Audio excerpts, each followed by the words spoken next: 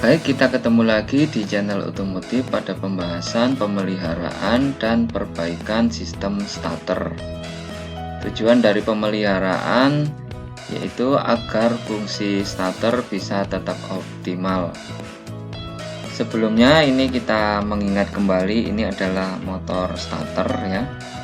Kemudian ini bagian-bagiannya, ini solenoid ya. Solenoid ini posisinya ini ya. Kemudian ini juga ada solenoid cap ya, ini belakangnya ini terminal 30, ini terminal C ya, kemudian ya ini terminal 30, ini terminal C yang pendek, kemudian ini terminal 50. Kemudian di dalamnya ini juga ada komponen fill coil. Fill coil itu posisinya di dalamnya sini ya, dalamnya yang berwarna hitam ini, yoke ini. Kemudian ini adalah brush ya, ini tempatnya brush ya, ataupun brush holder. Kemudian ini plunger dan kontak ya, plunger dan kontak itu ini posisinya ini. Kemudian ini adalah armatur ya, armatur. Kemudian ini bushingnya ya, enggak semuanya ada bushingnya. Kemudian ini adalah drive pinion ya. Ini roda gigi pinionnya, ini di sini ada koplingnya. Nah, ini koplingnya ini di dalam ini ya. Kemudian ini adalah clutch gear, yaitu kopling yang ada gearnya ini ya. Tahap pemeliharaan dan perbaikan sistem starter, yang pertama adalah pemeriksaan ringan, yang kedua adalah tes kemampuan motor starter, yang ketiga adalah pemeriksaan komponen starter. Pemeriksaan ringan yang dilakukan adalah yang pertama pemeriksaan baterai. Ini baterai, maka tegangan baterai itu harus di atas 11,5, yang baik adalah sekitar 12 volt ya. Kemudian memeriksa terminal 30, ini terminal 30, kemudian ini terminal C, ini terminal 50. Maka pada terminal 30 tegangannya itu harus sekitar di atas 11,5 atau 12. Pada terminal 50 yang terhubung dengan kunci kontak, ini pun juga tegangannya harus 11,5, sehingga motor starter akan bisa bekerja secara baik. Kemudian yang keempat adalah pemeriksaan clutch ataupun kopling starter. Kopling starter itu posisinya di sini. Jadi kopling ini ketika motor starter di sini itu bisa kita putar. Kita putar maju, dia berputar, kita putar mundur, dia berhenti. Jadi hanya satu arah. Baru itu dikatakan bahwasanya clutch itu berfungsi dengan baik.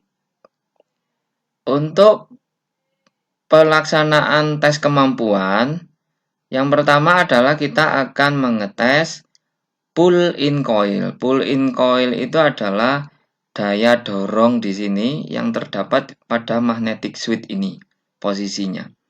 Maka langkahnya terminal 31 itu dihubungkan dengan bodi. Terminal 31 dihubungkan dengan terminal C ya. Ini terminal 30 dihubungkan dengan terminal C sini. Kemudian kabel yang terhubung dengan motor starter itu dilepas dulu ya. Ini dilepas dulu. Kemudian yang terakhir adalah terminal 30 dihubungkan dengan terminal 50 ya. Jika magnetic switch ini bergerak mundur di dalamnya ya, plungernya bergerak mundur, kemudian pinion gearnya itu dia maju, berarti pull-in coil ini masih bekerja dengan baik. Yang kedua adalah pemeriksaan hole-in coil. Caranya adalah terminal 31 dihubungkan, kemudian dengan bodi, terminal 31 dihubungkan dengan terminal C ya di sini. Untuk kabel yang terhubung dengan motor starter sudah dilepas terlebih dahulu. Kemudian terminal 30 itu dihubungkan dengan terminal 50 ya. Ketika ini dihubungkan, maka seperti awal tadi, maka pinion gear itu di dalam sini itu akan maju ya. Pada saat maju di sini, kemudian jika terminal 31 yang terhubung dengan terminal C ini dilepas, maka drive pinion tidak akan mundur ya. Pinion tetap maju, hasilnya yang baik. Jika pinion ternyata mundur, berarti pull in coil ini ataupun magnetic switch ini perlu diganti. Berikutnya adalah tes kemampuan return pinion ataupun roda gigi pinion mundur. Caranya sama ya. Terminal 31 kita hubungkan dengan bodi dulu. Kemudian terminal 30 dihubungkan dengan terminal 50. Maka pinion gear itu akan bergerak maju ya. Pada saat bergerak maju, jika terminal 31 itu yang terhubung dengan bodi itu dilepas, maka gear pinion akan kembali mundur ya, akan kembali mundur. Jika tidak, maka magnetic switch juga perlu diganti. Jadi yang baik adalah ketika ini dilepas, maka pinion ini akan kembali mundur. Berikutnya adalah tes tanpa beban. Langkahnya adalah terminal 31 dihubungkan dengan bodi, terminal 30 dihubungkan dengan ampere meter, kemudian dihubungkan dengan terminal 30 pada magnetic switch, kemudian dihubungkan dengan terminal 50 ya. Maka pinion akan maju dan motor starter akan berputar, karena tadi kabel yang terhubung dengan terminal C dihubungkan dulu dengan terminal C ya, dikembalikan ya.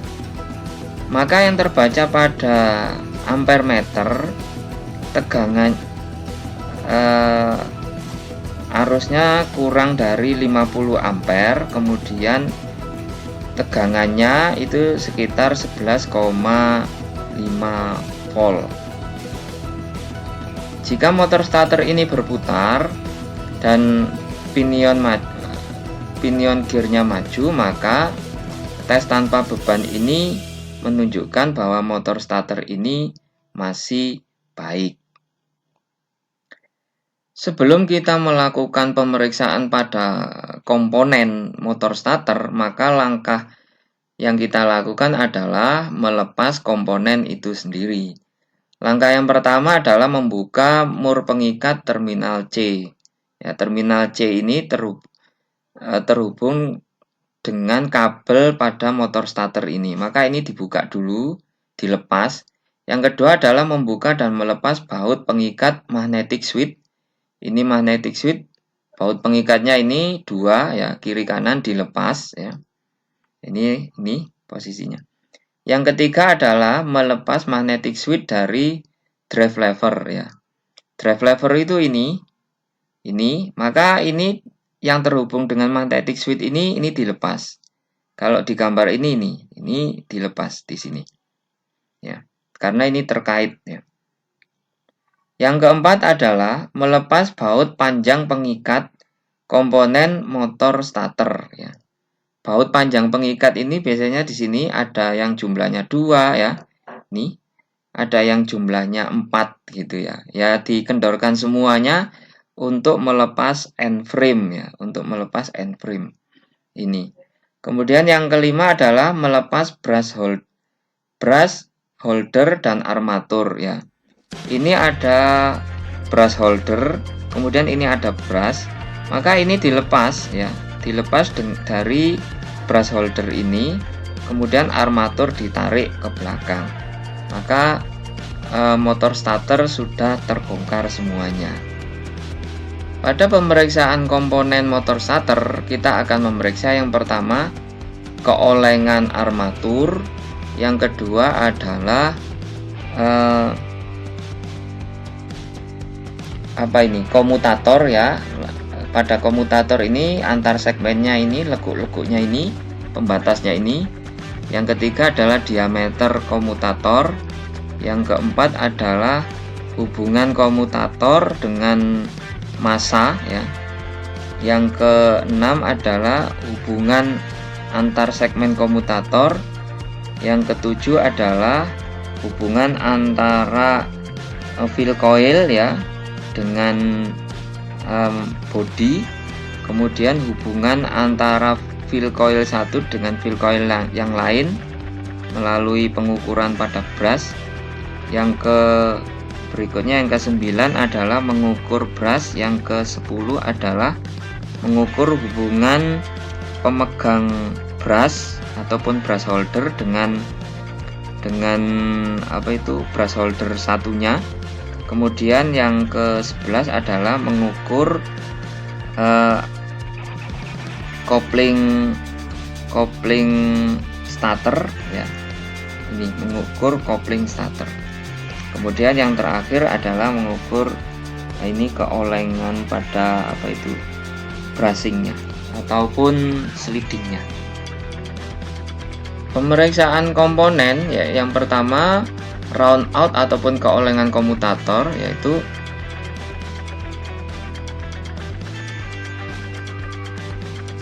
armatur kita letakkan di antara dua landasan ya yang sejajar. Kemudian kita pasang dial indikator yang sudah terhubung dengan magnetic base, kita pasang di sini. Kemudian armatur kita gerakkan pelan-pelan, maka keolengannya itu maksimal adalah 0,4 mili yang terbaca pada dial indikator. Jika melebihi maka perlu diganti. Kemudian berikutnya adalah memeriksa kedalaman alur segmen. Ya, ini komutator, ini antar komutator antar tembaga ini ya, ini ada celah-celahnya pembatas ya.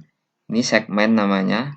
Maka ini celahnya kedalamannya sekitar 0,2 sampai 0,6 mili hasilnya ya.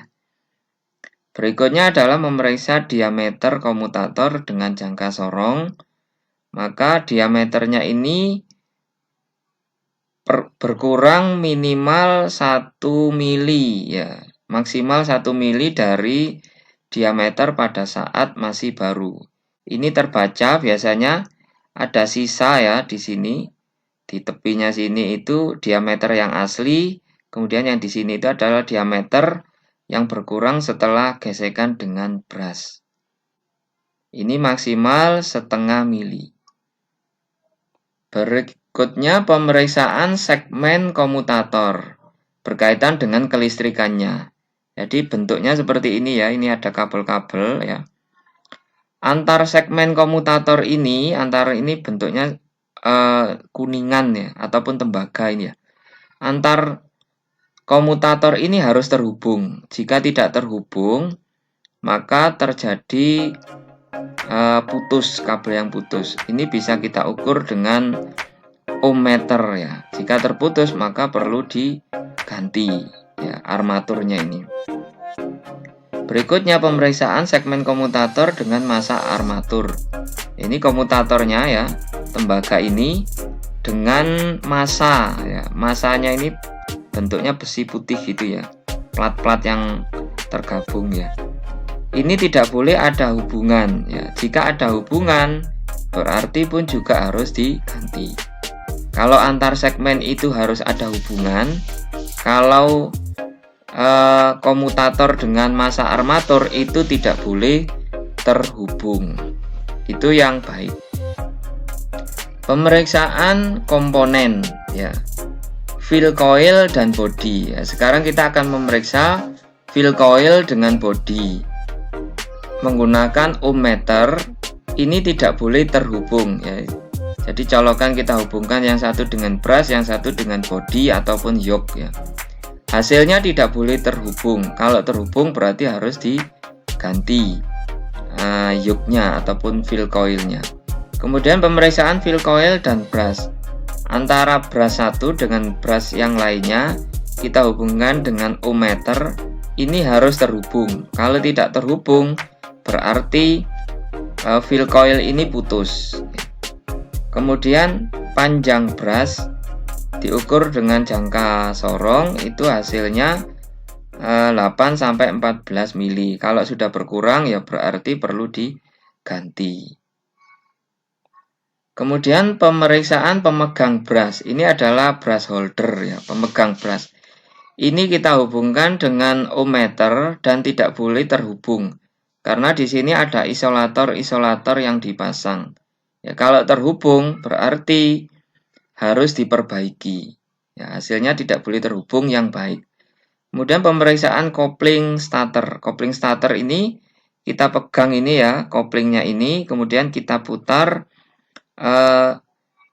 pinion gear ya. Jadi ini kita putar ke atas. Jika diputar ke atas bebas, maka diputar ke bawah itu harus terkunci.